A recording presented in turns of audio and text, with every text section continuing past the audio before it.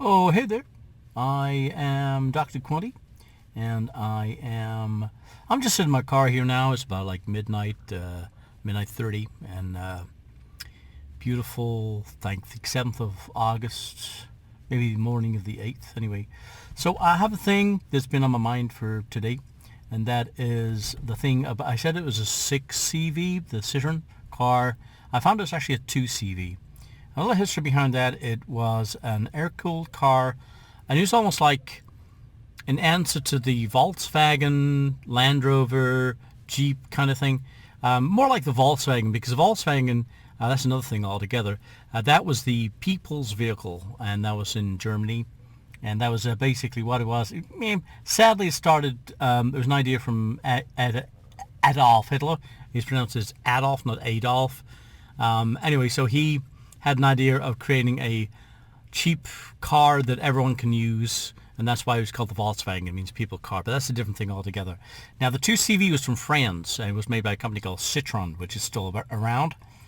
And I think they had a run in 1938 or 1939. And the whole idea was very much like the Jeep and the Land Rover. They wanted a car that was utilitarian, but very repairable. It was meant for things like farmers working on fields and stuff like that. It was meant to be rugged, but easy to use and easy to work on.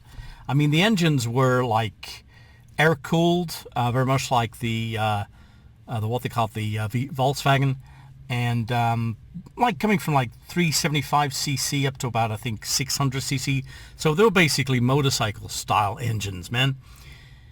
But they had things like the suspension. It was a, how to explain it? It was kind of like the wheels were kind of independent to an extent, so you could drive this thing over.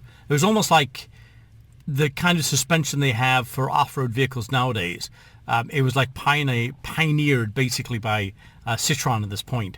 And again, very much like the Jeep and the Land Rover at the time, and I think it still stood or stands, you can dismantle the whole thing with a wrench or a spanner and a couple of screwdrivers, and everything's interchangeable. So you can, like, I remember hearing somewhere, maybe on the internet, so it must be true, that there was a gentleman who was trapped in the desert, I think, and his 2CV broke.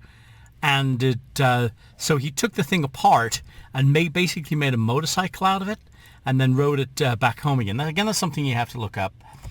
But yeah, so that's the Citroen 2CV. Not very powerful. There was no like padding to the walls. So the walls of the car were very thin. There was no insulation or anything like that. But it just did what it did. It was great. The Citroen 2CV. Anywho. And I don't have anything negative to say about it.